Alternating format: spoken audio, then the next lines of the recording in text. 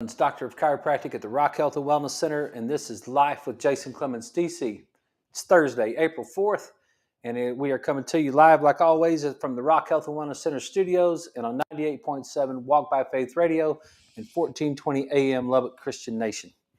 Hope you guys had a great day. It's been a good week. We've been talking about immunity on the show. We've been talking about, we broke down the Monday, Take Health to Church, and then Tuesday and Wednesday, we talked about immunity, and I want to talk about some things tonight that go right along with immunity.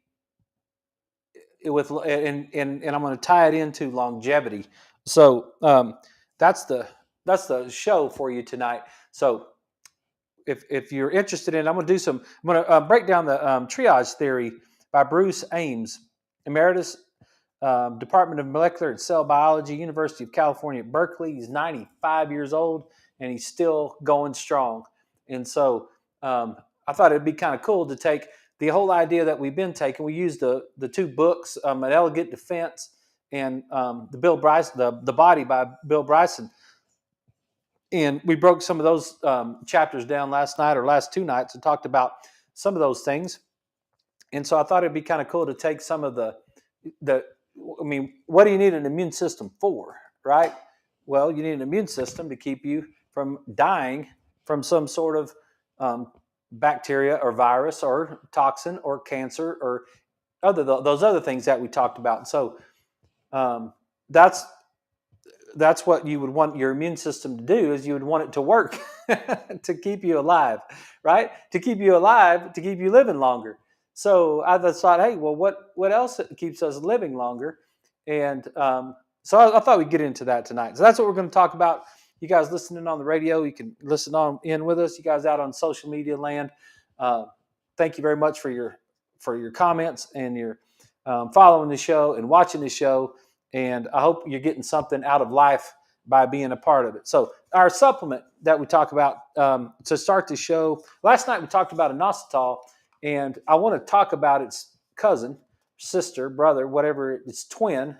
It's something that goes right along with it tonight, and that's choline. And so choline is something, I'll just read it right here, give us a little bit of information. Choline, a choline supplement made with choline by tartrate containing 180 milligrams of choline, supports healthy cell membrane structure and function, provides support for methylation reactions, supports healthy liver function, supports a healthy nervous system. Excellent source of choline is obviously the supplement choline. Here's the little commentary. Choline assists in fat metabolism in the liver. It supports the action of bile salts and reduces the surface tension of fat particles, making them more easily emulsified by the bile salts. You would use this product with a patient who has extremely difficult digesting fatty foods. Let's say the patient has already tried AF beta food and cholesterol, which we have talked about in the past, the cholesterol. It still has a difficulty with fats then you would give them choline. Any patient with venous congestion, hemorrhoids, constipation, or pasty complex due to incomplete fat digestion is likely to need this production. So when assisting with fat metabolism, think all three products: AF beta food, cholesterol, and choline. And some of the things out there, some information about choline, some things it could do with choline in your health. And it's an essential nutrient that's naturally present in certain foods and available as supplements. And this comes from our great people at Harvard, right? The body can also produce small amounts of its own in the liver, but not enough to meet a daily need. Choline is converted into a neurotransmitter called acetylcholine, which helps muscles to contract, activates pain responses, and plays a role in brain functions, memory, and thinking. Most choline is metabolized in the liver, where it is converted into phosphatidylcholine, which assists in building fat-carrying proteins and breaking down cholesterol. It is also food for beneficial gut bacteria. So recommended amounts, according to Harvard, gets us into about 550 milligrams to 425 milligrams daily for men and women over the age of 19. So some of the things that it can help with, there's a link between choline deficiency and liver disease. This phosphatidylcholine choline carries fats away from the liver, so a choline deficiency may cause the liver to store too much fat. This increases the risk of non-alcoholic liver disease, which may then progress to cirrhosis and inflammation of the liver, followed by thickening of hardening of liver tissue, liver cancer, or liver failure. Yeah, we're familiar with that in my family. My father-in-law passed away from that process right there, and we know all about that non-alcoholic fatty liver disease, which goes into that cirrhosis of the liver. And how did he get it? He got it from eating fructose. He got it from eating fructose for too long, and maybe he was a little bit, he could have been low in choline. So I thought I would just share that with you. It's a standard process product. We'll start to get into some other products here as we go along, but I'm trying to get some of these main ones that we use here in the office so I can share them with you. And that's what it is. If you're interested in it, always therock.standardprocess.com. You can get it there, or you can get it from us. And as always, please call me if you would like to discuss it. So that's that's the supplement of the day. So let's get into talking about some things, some comments. Before we get into our article, I want to talk about a few comments that was sent to me. And let me just double check on one of these.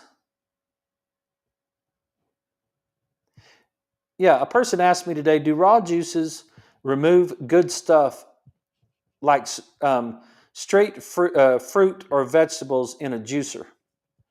Well, there's some really interesting debate about that. There's a lot of people, and one of the things that we get with social media is, as everybody knows at this point, is you get access to everybody's opinion, or a lot of people's opinion. You get a lot of doctors talking about, a lot of health people talking about things, and it's kind of hard to decipher the through all the things. But the way I answered that question, and the question was presented to me, do raw juices remove the good stuff, like straight fruit or vegetables in a juicer? Well, I think there's probably some benefit to having straight fruits in a juicer, especially vegetables. But one thing that you're going to get when you get rid of all that fiber is you're just going to get a whole lot of fructose. And fructose is toxic. I hope everybody would someday learn that fructose is toxic. And it's toxic to the body. It's metabolized in the liver. It's one of the things that causes a lot of our problems is too much fructose. And remember, glucose and fructose together is sucrose, and that's white sugar. That's table sugar. So whenever you eat table sugar, it breaks down into the two things, and the fructose goes straight to the liver. Well, when you juice the apple, you don't get any of the fiber. You just get all of the juice. And we talked about this lots of times, but it was a new patient, a new person that was asking the question. So I thought I'd just retouch on it right there. If you eat the apple, you're fine. If you juice the apple, you're getting just straight fructose in the juice with no fiber. It's going to go straight to your liver. It's going to end up causing problems in your liver. It's going to come out as citrate, which leads to VLDL cholesterol, which leads to heart disease. So am I saying that apple juice leads to heart disease? Yes. Orange juice? Yes. Grape juice? Yes. All the juices. Should we be feeding our kids juice? No, absolutely not. We shouldn't be feeding our kids juice. We shouldn't be drinking it ourselves. Eat all the apples you want, but just don't juice them. That's my opinion based on my knowledge. Is it right or wrong? I don't have any idea. Got a text from my brother about fish oil before we came on the show. And one of the guys he knows is anti-fish oil. Okay. I mean, it's like I told you before, when you get the Baptists and the Methodists and the Presbyterians and the Catholics and you set them all down at a table and you try to get them to agree on something, you start talking about religion, and then here you get those crossed arms, right? You get somebody, they turn away, they don't. It's like, oh, yep. I don't argue about nutrition. I don't have any idea. I just take people like Bruce Ames. You could just say, well, he's 95 years old. So I'll read a little bit. Let's get into this this triage theory. So um, he is, let's see here. Dr. Ames is a professor emeritus of biochemistry and molecular biology at the University of California at Berkeley, and most recently was a senior scientist at Children's Hospital Oakland Research Institute and director of the Nutrition and Metabolism Center. He is a member of the National Academy of Sciences, and he was on the Commission on Life Sciences. He was a member of the Board of Directors of the National Cancer Institute, the National Cancer Advisory Board from 1976 to 1982. He was the recipient of the General Motors Cancer Research Foundation Prize in 1983, the Tyler Environmental Prize in 85, the Gold Medal Award for the American Institute of Chemists in 91, blah, blah, blah, right? All that stuff. U.S. National Medical Science in 1988, the Linus Pauling Institute Prize for Health Research in 2001, and American Society of Microbiology Lifetime Achievement Award in 2001. He has over 555 publications and resulted in his being the few hundred most cited scientists in all fields. So I'm just going to say that Dr. Ames knows what he's talking about when it comes to nutrition. He's obviously put in a lifetime of work. He was born in 1928, and as far as I could tell, he's still at it and getting after it. So December 16th, 1928. So what did he say? What is he trying to teach us tonight? So remember last night we talked about the immune system. We talked about all the different parts of the immune system. We talked about the T cells and the B cells and the macrophages and all that sort of thing. And we want our body to function properly, right? And on Monday night, maybe Tuesday night, we talked about the study. I think it was Tuesday night. We talked about the study with Robert Sapolsky that is, and we talked about, no, it was on Tuesday night on the show because it was in the book Elegant Defense, where we talked about the immune system of medical students gets weaker whenever they're going into exam time, right? We talked about that. Okay. I had a long conversation with a new patient today, and the new patient is really stressed out. And one of the things that happened is low testosterone. And he and his wife are trying to have their second child, and they're having trouble with that because of the low testosterone and what's going on with him, right? But what's going on with him is the stress level that's been going on is causing his body to push those hormones down, because whenever we're in a fight or flight response, our body is going to gather all the resources that it can to get us through the next 90 seconds. We're not going to have longevity on our mind. Sometimes I just crack myself up. I know you guys don't understand why it's funny, but it's funny to me. We're not going to have longevity on our mind, and we're also not going to have reproduction on our mind. At least our innate mind. We might have it on our educated mind, but we're not going to have it on our innate mind whenever we're stressed out. And when you're really, really, really stressed out, and you've been really, really, really stressed out for several years, then your innate intelligence is trying to protect itself, it's trying to conserve energy, and it's trying to protect itself. So the triage theory basically is this. Shortage of a nutrient, and I actually have this written out for you. It's not very pretty, but shortage of a nutrient triggers a built-in rationing mechanism that allocates the scarce nutrient to proteins needed for immediate survival.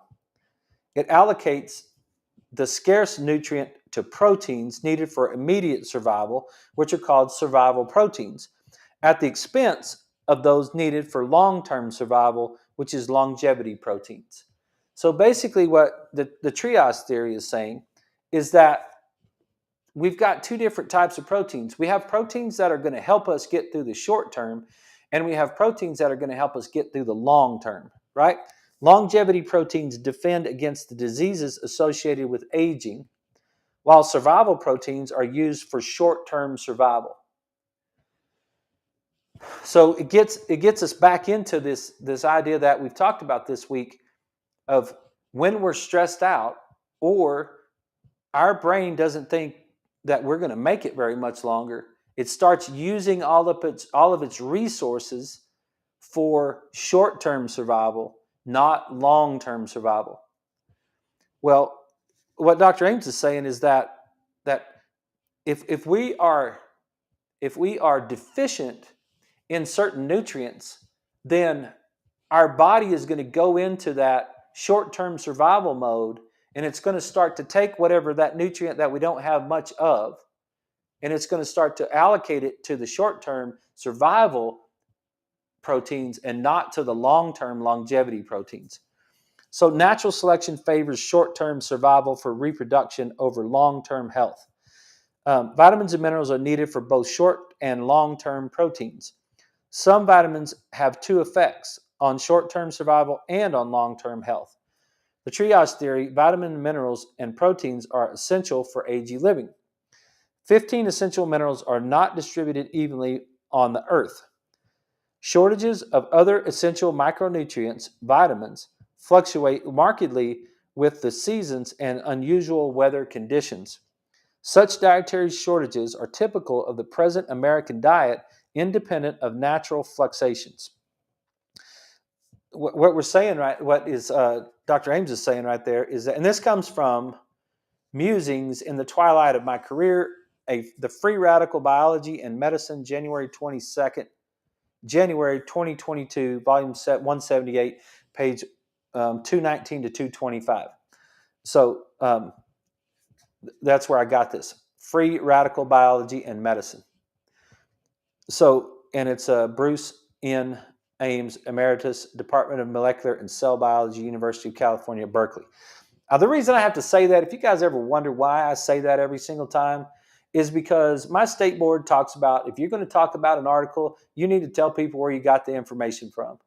And I don't want anybody getting all fussy and turning me into my state board saying that this crazy chiropractor is talking about just stuff, right? So I make sure that I cite all this stuff that I give to you.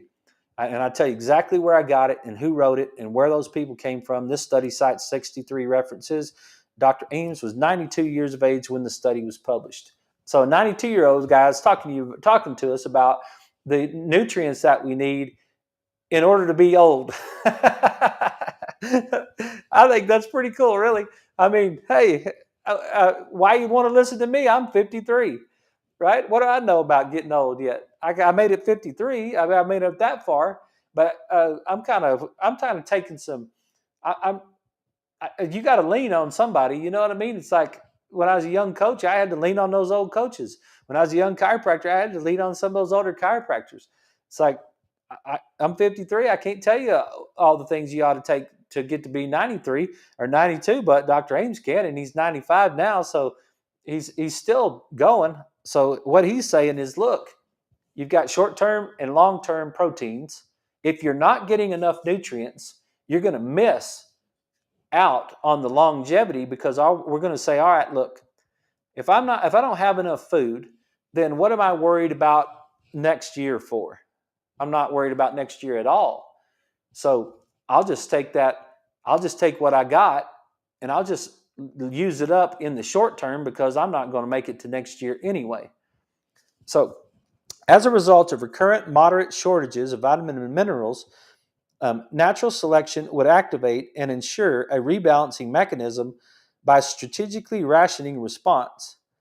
A scarce micronutrient would be preferentially allocated to those parts of metabolism that are critical and necessary for short-term survival and or reproduction, thus protecting them. In the process, those parts needed for long-term survival would be starved for the vitamin and minerals and become less functional, but without causing acute short-term consequences.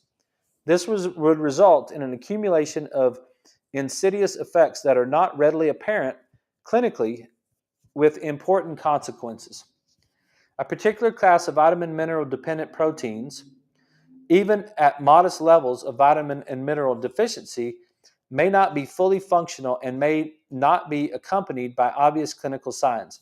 So what he's saying there is we might not be able to pick up on it because we don't because we it's not clinically relevant. You don't have a symptom that's showing up in the moment in the short term. You might not have a symptom that's showing up in the short term, but your body's not creating these longevity proteins, and so your body's only trying to work itself through the short term, which eventually it just burns itself out on the short term, right? So there's a difference between those two, and that's when we've always talked about health. When we've talked about health from the very beginning of time, we talk about health, that health is not simply the absence of disease. It's not simply the absence of symptoms. Sorry, let me say it that way. It's not simply the absence of symptoms. Being healthy, just because you don't have any symptoms, doesn't mean you're healthy. It took me a while to learn that. It took me a while to get the concept of that. Well, you say, well, I'm fine. I'm doing fine. You would be so surprised how many people on their intake forms in my office, when they come in as new patients, I ask them, how would you rate your health, your overall health? Poor, good, or excellent? I'll have people that will talk all the time. I have people that come in and they'll tell me about all of the symptoms that they have. They'll tell me about they're not sleeping, they got diabetes, they're taking 4, 5, 6, 8, 10 medications, whatever it might be, right? They've had 6 or 7 surgeries or 3 surgeries or whatever their thing might be. They'll go through that whole list and they'll give me all this stuff. I'm on anxiety medication. I'm on digestive medication. I'm on some sort of joint pain medication. And then when they get over to the other side, they describe their health as excellent, which is great. I mean, it's at least you feel like you're healthy, but really, if you're taking any medication at all, you're not healthy. How can you be healthy if you're on any medication, right? Your body is fighting its way through life, and maybe it's fighting its way through life because it doesn't have the vitamins and minerals that we need. There are thousands of vitamin and mineral dependent proteins. Optimizing intake of the approximate 40 essential vitamins and minerals will remedy deficiencies and reduce the risk of many chronic diseases associated with aging, thus increasing lifespan. The triage rationing favors survival instead of longevity. There are a biomechanical basis for maintaining and optimizing an optimum metabolism to support long-term health. There is a biochemical basis for maintaining an optimum metabolism to support long-term health. We need all of those deficiencies. Inadequate dietary intake of vitamins and minerals accelerates the risk of aging-associated disease, leading to insidious damage. What are we saying? We got to get our nutrients. We got to get our nutrients. It's super important that we get our nutrients. Deficiency in the vitamin folic acid leads to chromosome breaks and the formation of micronuclei in developing red blood cells. Folate supplementation reduces both micronuclei formation and chromosome breaks. Folate deficiency could be as damaging as relatively high doses of ionizing radiation. Wow, that's an interesting statement right there. It's as bad as getting a whole lot of x-rays, right? Vitamin and mineral inadequacy accelerates aging-associated diseases. Modest vitamin and mineral deficiency is very common. This is especially true for children, adolescents, elders, and the obese. Such an incomplete and insufficient nutrient decreases many health risks typical of old age, and such as immune dysfunction, cancer, osteoporosis, cardiovascular disease, stroke, and cognitive decline, as shown by numerous studies. That's kind of interesting right there. Such an incomplete and insufficient nutrient increases many health risks typical of old age, such as immune dysfunction. There we go. What we were talking about last night is how well is our immune system functioning. One of the things we talked about last night was vitamin D deficiency in dendritic cells, right? So that's just one area that we could talk about from a nutrition, immune system correlation together. Cancer, osteoporosis, cardiovascular disease, stroke, cognitive decline. We don't want any of those stuff, any of that as we age. The risk of cancer is increased by chronic suboptimal consumption of vitamin and minerals. I said this early on. What if cancer wasn't just bad luck? What if cancer was a sign that we have our body in an environment that's incongruent with health, and it wasn't that was just bad luck? Now, I understand how emotional cancer can be, and I understand when people have cancer, but coming from the article written by Dr. Ames, it says right here, the risk of cancer is increased by chronic suboptimal consumption. Hey, we're going to take a break. We're going to be back right after these messages. We're going to talk about what are some of these nutrients that we need. Some things like zinc, choline, vitamin B6, magnesium. We're going to get to that right after these messages. So you guys stick around. This is Life with Jason Clemmons, DC, and we will be right back.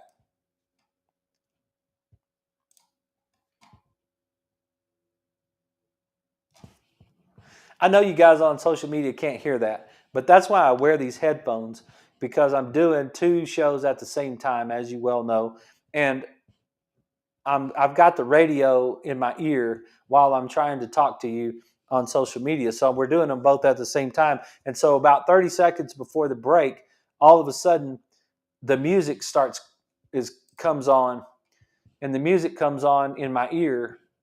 And I know you guys can't hear it, but I'm hearing it.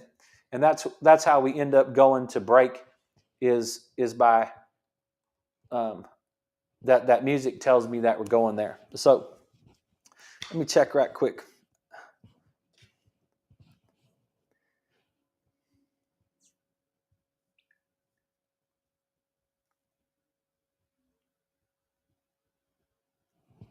Okay, good. It's interesting when you talk about nutrition and you think about the things that you need. You know, this is day 11 of the cleanse, and we can start eating meat today. I haven't had any meat in 10 days. And it's you know what I've really noticed. One of the things that I really noticed is my hands are smooth, not because of meat, the cleanse, but my hands are smooth, and I was noticing that the skin on my face is really smooth this week. I don't really know why that I've noticed that, but one of the things that I've known for years is that the cleanse helps joint pain in your hands. There's no question about that, because the joint pain in your hands comes from any possible leaky gut situation. And now that we're on day 11, so I've almost got, tomorrow will be 4 complete revolutions, and all I've had is a shake for breakfast and a shake for lunch, and then vegetables for supper. That's all we've had for the last 10 days. And so it's interesting how my hands feel smooth. I don't know what that's about, but could be part of the cleanse.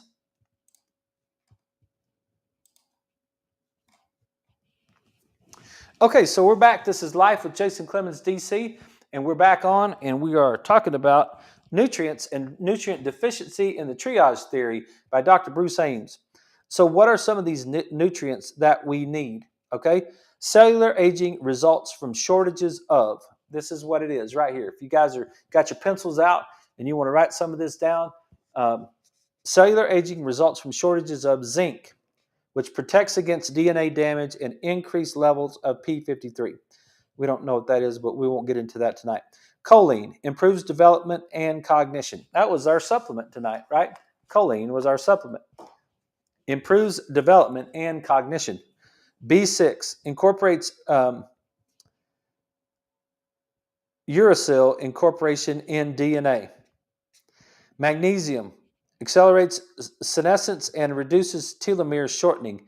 Telomere is the end cap on the end of a chromosome that there's a lot of talk. It hadn't been all that. It hasn't been quite as popular in the last few years, but it's one of the things that I learned early in my education was that telomere shortening might have something to do with how many cell divisions that you can have.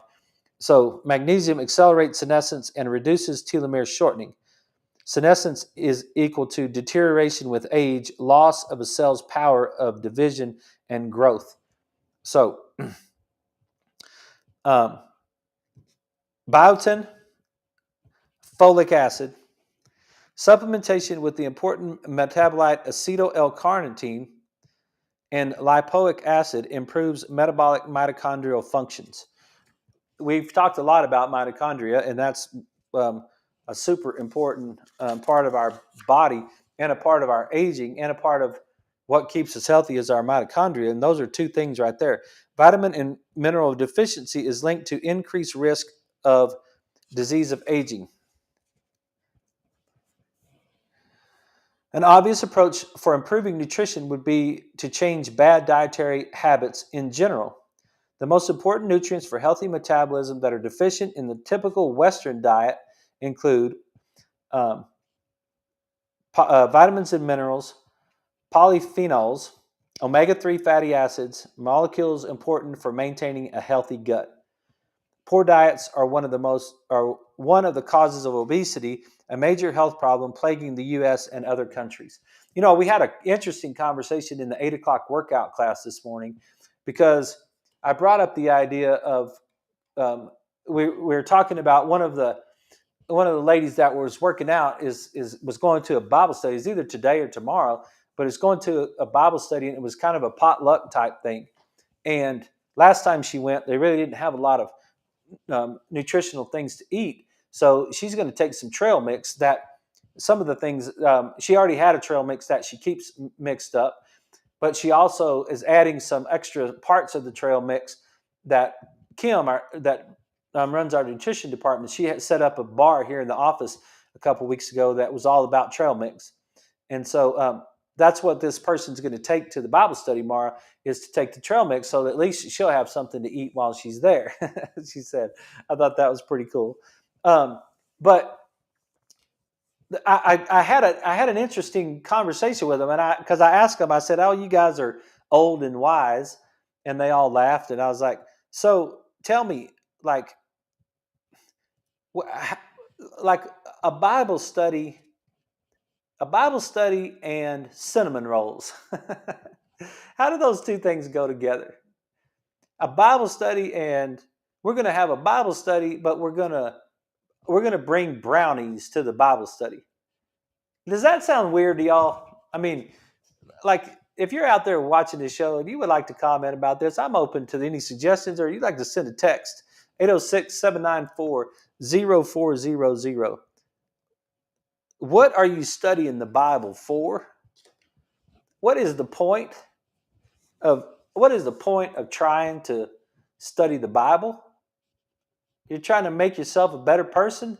You're trying to keep yourself on track? You're trying to convince yourself that there is a Savior? What is the thing that causes a person to study the Bible? Right? I would like to know if anybody has any comments about that, because to me, I didn't realize how it's taken me a long time to realize some of these things that all fit together, right? It fits together. If I'm studying the Bible, I'm trying to be a better person. If I'm eating brownies, I'm working against me being a better person. If I'm having cinnamon rolls at a Bible study, I am working against me being a better person because I'm toxifying myself with the food that I have. It doesn't seem weird. I think it's weird. Maybe I'm just all by myself. I could be weird. I would totally admit to that I'm the weird one. Okay, fair enough. That's fair. But it seems to me like if we're studying the Bible, we would try to be studying the Bible to make ourselves better. We're trying to figure out this whole thing. We're trying to listen to the Lord and follow the things that the Lord's trying to tell us, right? We're trying to run the race to win. We're trying to shine our light as brightly as we can into this world. We're trying to be an example for other people. We're trying to live our life to the fullest. And then we're going to have cinnamon rolls and brownies at our Bible study. And I asked them, I said, why do we do that? And what they said was, one of them said, because we like the taste of sugar. Yes, of course. The other one said, because it's what we've always done. And I think that's a big deal. Like what we've always done. We follow along with what we've always done, and we're not evolving as a group when it comes to nutrition. We're not taking our understanding of nutrition and moving us upward. We're not rising like we could, right? Anyway, I didn't mean to get off of it, but just poor diets are one of the causes of obesity, a major health problem plaguing the U.S. and other countries. The obese eat very poor diets and are starving for vitamins and minerals, which may overrule satiety signals. High-dose vitamin supplementation can be used to cure genetic disease. This is point 12 of the article. High-dose vitamin supplementation can be used to cure genetic disease. Very important. If a mutation occurs in a gene coding for an enzyme that gene is dependent on a vitamin or coenzyme, and if that mutation had not destroyed the enzyme completely, it may be corrected with supplementation. I'm going to read that again because I think it's a huge little paragraph.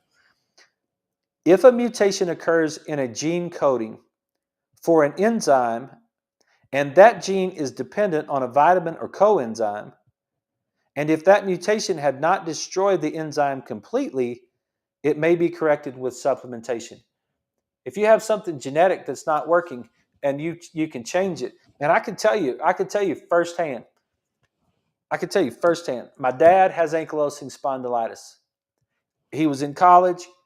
It developed. He went to the doctors. After a bunch of tests and a bunch of doctors, they finally told him, you've got a disease called ankylosing spondylitis, and there's nothing you can do about it. And your spine's going to fuse from your sacrum to your skull to your occiput, and it's going to eat you up, and you're going to be in pain. And the only thing you can do is take aspirin, and you probably shouldn't play golf. And Dad was feeling good one day and tried to go play golf, and then that flared everything up, and that wasn't good. Okay? He was told by those people in 1960 something that this is the only thing you could do. When I was in 1990 something, 1993, in the spring of 1993, after I'd finished my football season, no, the spring of 1994, after I'd finished my 1993 football season, I was coaching at Tech, and my SI joint flared up, and I went to see one of our team doctors, and he's like, man, I'm sorry, but you got pain in your SI joints. You're in your early 20s. Your dad has ankylosing spondylitis. You've got it's very likely that you've got the HLA-B27 marker. You've got all the things that line up for you to have the same exact thing that your dad did. And luckily, I had seen what my dad had gone through. And I was like, nope, I don't want to do that. And I had this crazy brother-in-law who was a chiropractor. And I went over to his office and I said, Rick, I don't care how many times you got to adjust me. You cannot let my spine fuse together. And I don't care what it's going to take, but you got to make sure that my spine doesn't fuse together.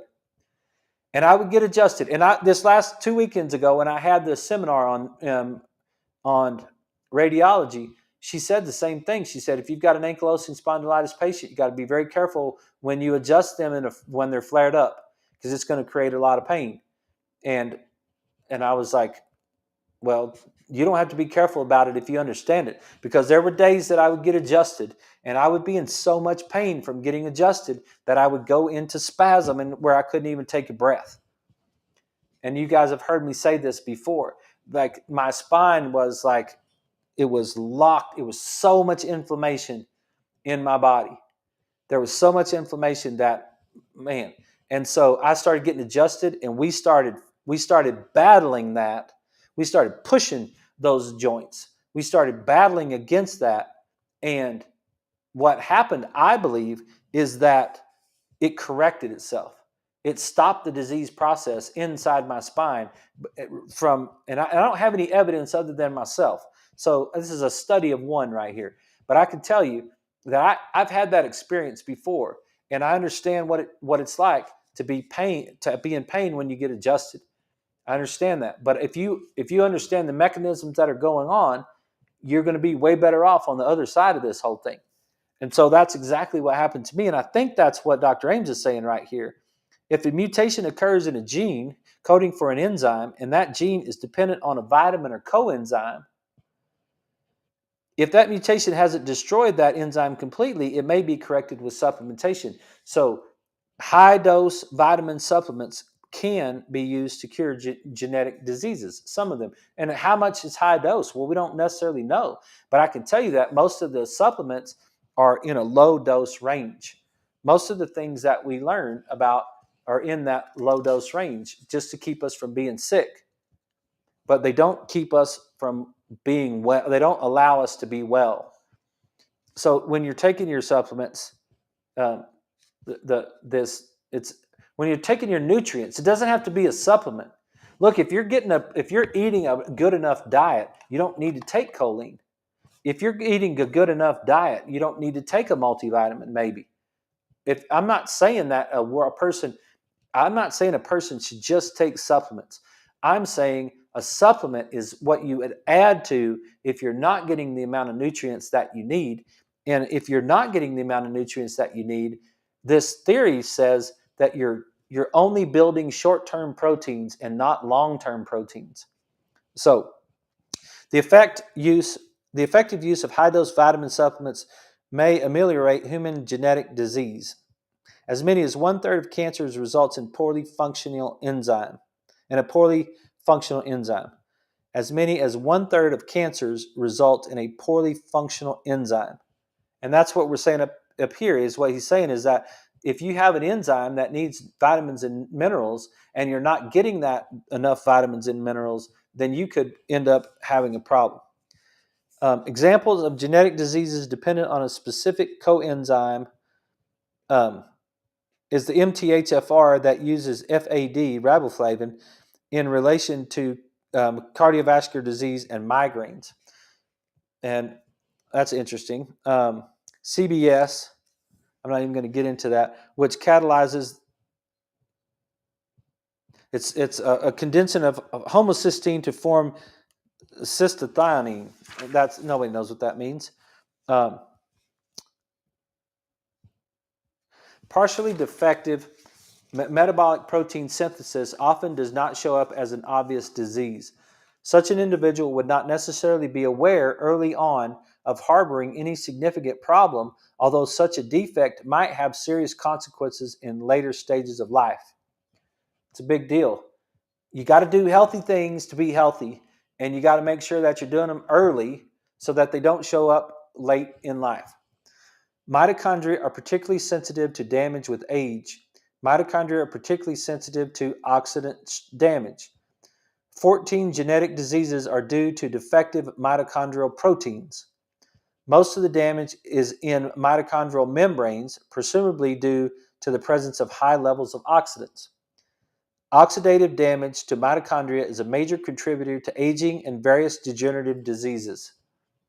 We know that because we know that that's why we take our fish oil, right? The oxidative damage, the free radicals that are made with every time we make an ATP is tied into that. Oxidative damage to mitochondria is a major contributor to aging and various degenerative diseases. Damage to your mitochondria is related to aging and many degenerative diseases. Did you hear me say that? So, if you heard me say that, if anyone's out there listening and I'm actually talking to you, if it's just one person heard me say that, damage to the mitochondria leads to various degenerative diseases and contributes to aging. What are one of the things you could do to protect your mitochondria? Take your fish oil. Mitochondrial damage could be remedied by supplementation with mitochondrial nutrients. Supplementation with two mitochondrial nutrients, acetyl L-carnitine and alpha lipoic acid, restores various damage activity. So those are two right there. Acetyl L-carnitine, Carnitine. Acetyl L-carnitine and alpha lipoic, Lipoic acid. Vitamin K and selenium are both essential and longevity vitamins and minerals. Vitamin K, there are 11 vitamin K dependent proteins. There are 12 selenium dependent proteins. Selenium dependent proteins include selenocysteine. See, some of these things are hard to pronounce. So it's like, I'm not that guy. I'm not that guy that can pronounce all those things, obviously. The additional examples of vitamin minerals that have both short-term and survival and long-term effects are vitamin D, omega-3 fatty acids from fish, and magnesium. I know. I'm sorry. It's not my fault. It's not my fault that every time we talk about something, it just stacks on something else. And I didn't know all the things in this article. Like, I could talk to you about it because it's going to say the same thing. It's going to say things that we've said before, right? 3 additional examples of vitamin minerals that have both short-term survival and longevity effects are vitamin D, marine omega-3 fatty acids, and magnesium. Are you taking those things? Are you taking your vitamin D? If you're listening to me right now, are you taking your vitamin D? If you're not, what are you doing? Take your vitamin D, right? Take your vitamin D, take your fish oil, take your magnesium. It's in your pill bottle. One of my patients said today, yeah, sometimes we're just eating and we're out of town and we just can't, we get home late and we just forget to take our pills.